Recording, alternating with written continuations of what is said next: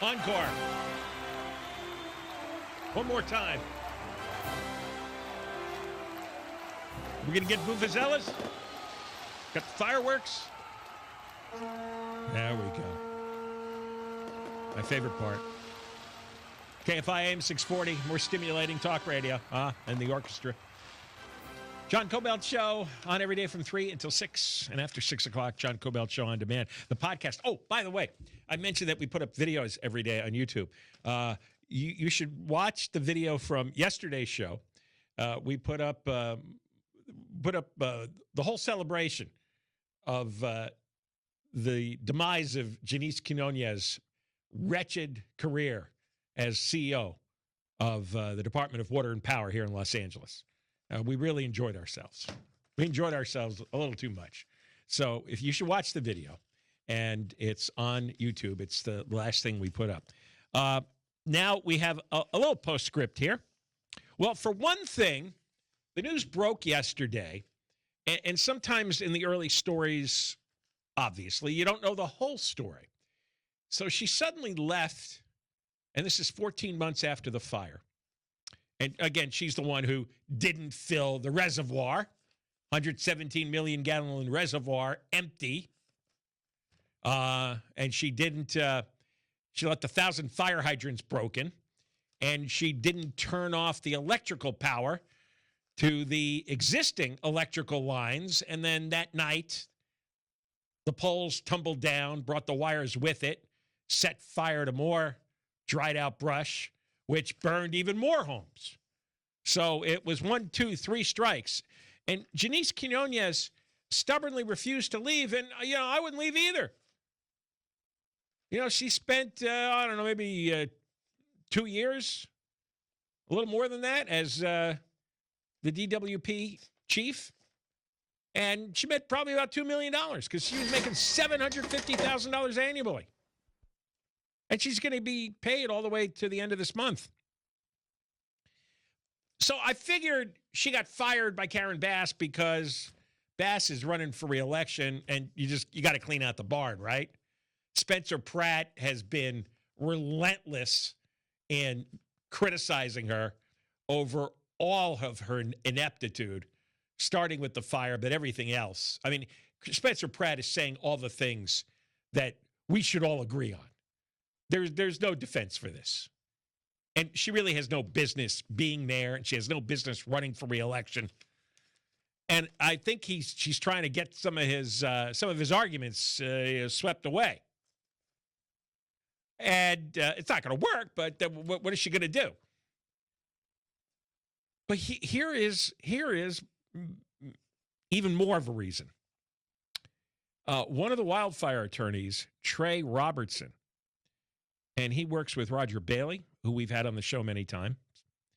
Trey is one of the lead counsels for the Pacific Palisades plaintiffs, the homeowners. And they have been suing everybody, the city, the state, and the DWP. And yesterday was when a judge overseeing the case told the DWP that that the lawsuit will proceed. The DWP wanted out of the case. They wanted out of the master complaint. I don't want to get bogged down in technical legal jargon, but basically they wanted to be dropped from the lawsuit, and a judge said no. And the LADWP's attempt to dismiss the case was rejected. And I want to thank CeCe Woods, who writes for thecurrentreport.com, for all this detail. I tell you, we have to go to the non-traditional media sources to get the truth about what's going on. So the court determined that the claims laid out in the master complaint are legally sufficient to move forward. That means, and this is the key here, why they had to deport Janisse Quiñones to Puerto Rico. In fact, she's really going to Puerto Rico to take over the electrical grid. So the poor people there are going to be in the dark for the next 10 years. They've already been in the dark for almost 10 years because nobody's been able to fix the electrical grid in Puerto Rico ever since, I think it was Hurricane Maria hit. And that was in 2017. Well, now they're going to be blacked out till about 2037. So the court said the claims laid out in the master complaint are legally sufficient to move forward. You know what this means? The litigation now advances into discovery. That's where internal records, communications, engineering reports, and executive-level decisions can be examined under oath. So we're going to see all the emails and all the text messages and all the records, everything. And we're going to see what Janisse Quiñones had written over the past, over 2 years, like the year leading up to the fire, why she didn't fill the reservoir. Did she even know the reservoir was empty? Why didn't they fix it in a month for $140,000 like they could have? What did she do about all the fire hydrant complaints? Did she even know about it? Did she ever meet with Bass? Did she ever meet with Kristen Crowley? Did she ever tell them, hey, we got an empty reservoir here? Did she ever do anything to get an alternate water supply? We're going to find all the back and forth, if there is any back and forth. You know, I talked to Roger Bailey, and he said he's not aware that anybody had any meetings in the week leading to the fire, despite all the warnings, despite high wind warning and high fire danger and blah, blah, blah, blah. And despite the Lockman fire burning, and then it wasn't put out, didn't seem anyone talk to anybody. When we come back, I got to play for you what she did talk about during that time frame, what she was interested in. And you're not going to believe this. We're talking about Janisse Quiñones, who took $2 million plus of our water and power money to burn down the Pacific Palisades and not fill up the reservoir. And the reason she left so abruptly to go over and destroy Puerto Rico's electrical grid is that a judge in the lawsuit filed by the Palisades residents said that the LADWP will not be allowed to get these complaints dismissed. The LADWP wanted out of the lawsuit. So now the litigation goes to discovery. Now we're going to read all the records, all the memos, emails, texts, all the discussions and decision-making that Quiñones was involved in leading up to the fire.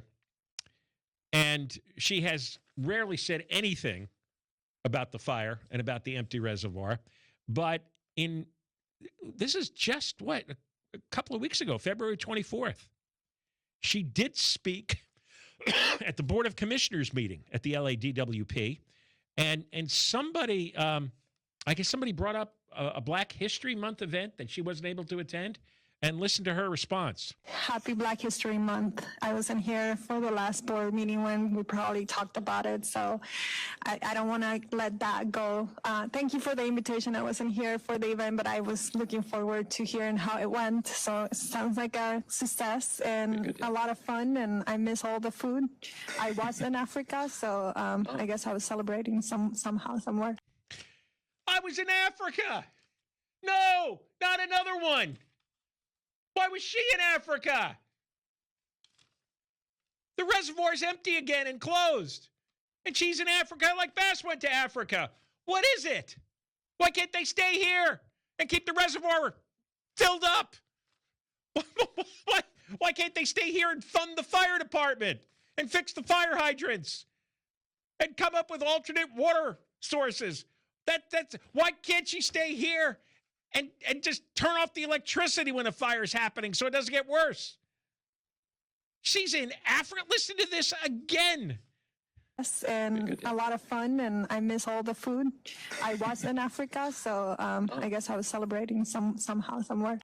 Hey, if they're all going to be in Africa, could at least they hold a meeting there and make some decisions on how to protect the rest of us from burning to death and having our homes destroyed and our lives destroyed? Jeez. But what were those clips we played yesterday? You got those clips around? Whenever she spoke publicly, it was always about diversity or social justice. In fact, that interview she did on a radio station where she talked, the reason she was attracted to the job was the commitment to social justice. I'm not making this up. Play it. You call it powered by equity, and I know that it's been really important for the DWP to put an equity lens on everything. Yes. Yeah, and that's the number one thing that attracted me to this role. Coming from the communities that I come, seeing what I've seen through my career in utilities and through the military. I've been in the Coast Guard 19 and a half years now, so I got 6 more months to qualify for my 20 years, which was my original goal. Wow, congratulations, thank you for your service. Thank you. It's important to me that everything we do, it's with an equity lens and social justice and making sure that we right the wrongs that we've done in the past from an infrastructure perspective, and that we involve the community in that process. And this utility is serious about it, is authentic about it. Right the wrongs. And so I'm just super excited to be part of that movement. Shh. Right the wrongs. You're just supposed to provide water and electricity. You're not a social justice warrior. Just give electricity to everybody, all right? Regardless of color.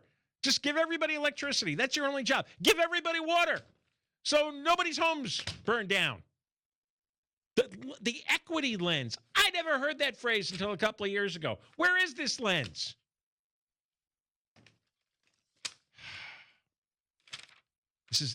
It's worse than I thought.